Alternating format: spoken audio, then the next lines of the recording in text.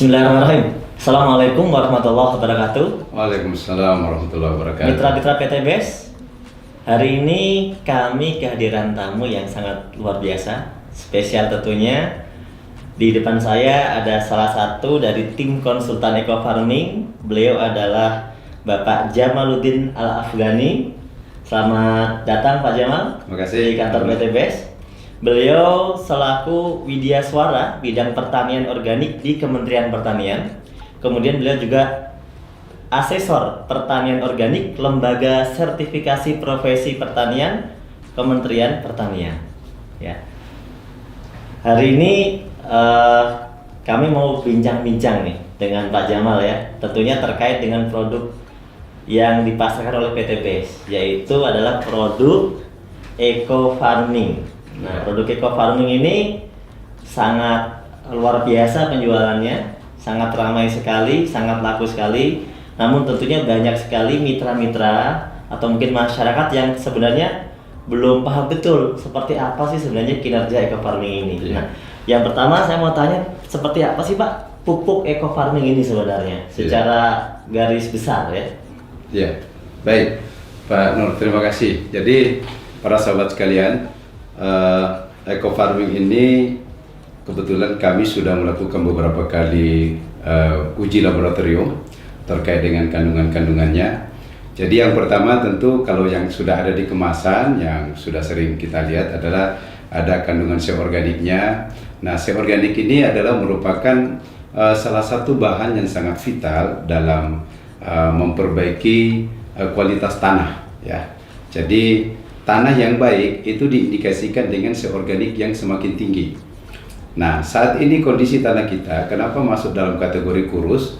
Karena organiknya rata-rata kurang dari 2%, bahkan saat ini menuju ke 1%. Nah, jadi ini adalah satu hal yang menggembirakan bagi kita bahwa ada satu produk kecil tetapi kadar organiknya sangat luar biasa.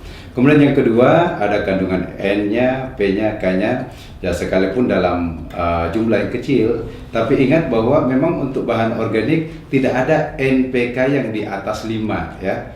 Jadi kalau Mas Nur, kalau misalnya ada pupuk organik yang N-nya di atas 5, itu malah dipertanyakan, jangan-jangan pakai urea. Jadi secara peraturan memang nggak boleh. Nggak boleh. Meskipun di Kementerian Pertanian kita membolehkan N itu sampai di angka 6, tetapi kalau bicara di sertifikasi, rata-rata lembaga sertifikasi organik akan mencari ada apa sebenarnya kenapa sampai di atas 5, dan pada akhirnya rata-rata mereka tidak merekomendasikan bahwa itu produk organik. Jadi kalau organik murni jarang sekali kita dapatkan di atas 5. Nah, kemudian yang kedua, Pak Nur, ini yang luar biasa dari hasil uji kami bahwa di dalam pupuk ini ternyata mengandung mikroba yang luar biasa besar. Jadi kalau misalnya nilai NPK-nya kecil tetapi mikroba penambat nitrogen itu yang tinggi, sehingga dia bisa mengambil nitrogen yang ada di udara. Ingat ya, di udara ini ada nitrogen sekitar kurang lebih 80% yang bisa diambil oleh mikroba di dalam tanah. Mereka juga mikroba-mikroba ini, kalau bahasanya kepala badan kami kemarin mengatakan bahwa mikroba ini ibaratnya adalah pasukan khusus. Pasukan khusus yang bekerja di dalam tanah, merombak bahan organik, menyiapkan nutrisi-nutrisi sehingga unsur hara tanah ini tercukupi untuk dimanfaatkan tanaman. Iya, karena banyak sekali pertanyaan kan, kenapa Eco Farming ini bisa bikin pertaniannya subur sedangkan kan kandungannya kecil gitu kan? Nah, termasuk juga mungkin gini, Mas Nur, bahwa masa sih benda sekecil ini bisa digunakan untuk 1 hektar gitu ya. Nah, saya ingin jelaskan para sahabat mitra PT BES dimanapun berada, di dalam satu tub Eco Farming ini hasil uji lab kami yang baru keluar kurang lebih 2 minggu yang lalu ya, kurang lebih 2-3 minggu yang lalu, itu mengindikasikan bahwa jumlah mikroba positif yang ada dalam 30 gram itu 150 miliar. Nah, padahal dalam kondisi belum diapa-apain ya? Belum diapa-apain. Nah, ada 150 miliar. Itu minimal dari 5 kali ulangan di dalam pengujian di laboratorium, itu nilai terkecil adalah 150 miliar. Nilai tertinggi diperoleh 189 miliar. per 1 tub. Jadi kalau kita ambil tengahnya itu kurang lebih sebenarnya 170 miliar Rata-rata gitu. rata-ratanya ya. Itu maknanya apa? Maknanya begini, dengan mikroba yang dalam jumlah yang besar itu ketika kita aplikasikan ke tanah sebenarnya tidak perlu langkah awal tidak perlu sebenarnya kita lakukan pengembangbiakan lagi, fermentasi gitu ya. Itu yang pertama. Yang kedua, ketika kita aplikasikan ke tanah di dalam satu kali aplikasi, misalnya kemarin saya membuat sebuah catatan kecil bagaimana kita breakdown di dalam dalam 1000 ml itu ada 150 miliar misalnya.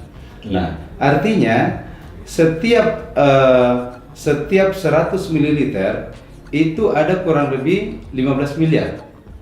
Nah, jadi dalam 50 ml itu ada 7,5 ada sekitar 75 miliar ya, ada sekitar 7,5 miliar maksud saya.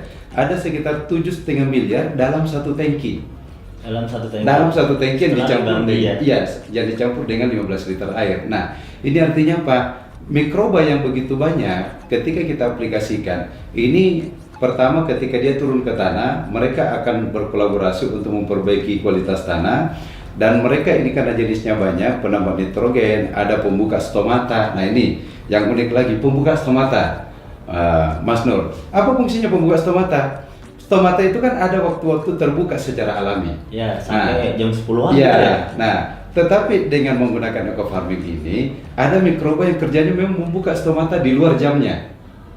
Jadi bisa bertambah lama gitu terbukanya. Ya. Nah sehingga kenapa kemudian teman-teman misalnya di sawit ya, tadi kita dengarkan ada tamu dari Bengkulu mengatakan ada petani yang mengaplikasikan baru sekali, tadinya daunnya itu nggak bisa terbuka untuk keluar sawitnya, baru sekali aplikasi ternyata udah pada keluar setelah 28 hari. Nah, akhirnya mereka mengatakan, wah ini baru kali ini saya pakai pupuk yang bisa membuka daun secepat itu. Nah kenapa itu bisa terjadi? Karena kerja mikroba. Nah, sebenarnya di dalam eco farming ini ada mikroba apa aja Pak yang sudah diteliti? Kita kemarin itu baru kurang lebih sekitar 8. Jadi ada mikroba aerob. Mikroba aerob ini sangat bagus untuk memperbaiki kualitas tanah, kualitas air ya. Sehingga kalau misalnya ada lahan-lahan yang kondisi airnya kurang bagus, nah itu bisa diperbaiki dengan mikroba aerob. Kemudian ada pelarut fosfat. Nah, di dalam tanah kita, Mas Nur, hasil residu-residu dari pemupukan yang menggunakan anorganik itu banyak sekali fosfat-fosfat yang tersedia tidak larut. Nah, dengan menambahkan eco farming itu akan melarutkan fosfat-fosfat tersedia sehingga tanpa dipupuk P pun tanaman sudah tercukupi. Nah, itulah kenapa kemudian dengan pengurangan sampai 75%, kenapa kemudian ternyata masih tetap bisa mencukupi unsur hara tanaman karena kerja mikroba yang memanfaatkan bahan-bahan yang tersedia di dalam tanah. Kemudian ada mikroba yang fungsinya juga adalah untuk melarutkan residu. Jadi residu-residu dari hasil sisa-sisa racun, pestisida segala macam itu bisa dilarutkan sehingga tanah menjadi lebih sehat. Ada selain penambat nitrogen, pelarut fosfat, nah kita mikoriza. Nah ini dia. Ini mikoriza yang sangat luar biasa. Kenapa luar biasa? Mikoriza ini mampu mengambil makanan untuk disuplai ke akar tanaman dalam jarak yang sangat jauh. Jadi dia bekerja membantu menyuplai makanan. Ya, menyuplai. Dan yang kedua, mikoriza ini dia juga sekaligus membuat cadangan makanan. Nah, jadi kalau misalnya ada tanaman-tanaman yang kekeringan gitu ya, tidak tersuplai unsur hara dalam waktu air dan cukup misalnya, itu karena adanya cadangan makanan dari mikoriza sehingga dia masih tetap tahan. Nah, inilah kelebihannya sehingga kita mendengarkan banyak sekali dari teman-teman menyampaikan bahwa kenapa kok kekeringan tapi masih tetap hijau. Nah, itu salah satu fungsi hasil kerja dari mikoriza ini. Ya. Dan yang lainnya mungkin. Nah, jadi kita baru intinya begini, kita baru mengidentifikasi mikroba ini kurang lebih sekitar 200 juta dari 150 miliar. Nah, sehingga baru diidentifikasi sebagian. Iya, baru sebagian. Dari 150 miliar ini hasil uji kita baru kurang lebih 200 juta yang teridentifikasi. Artinya apa? Masih banyak mikroba-mikroba positif lain yang belum kita ketahui apa namanya, tetapi hasilnya sudah nampak kinerjanya. Nah, jadi begitu diaplikasikan ke tanaman, loh kok ini bagus. Nah, itu dia rupanya kolaborasi dari banyak mikroba ini memberikan pengaruh yang luar biasa untuk menyiapkan unsur hara dalam tanah.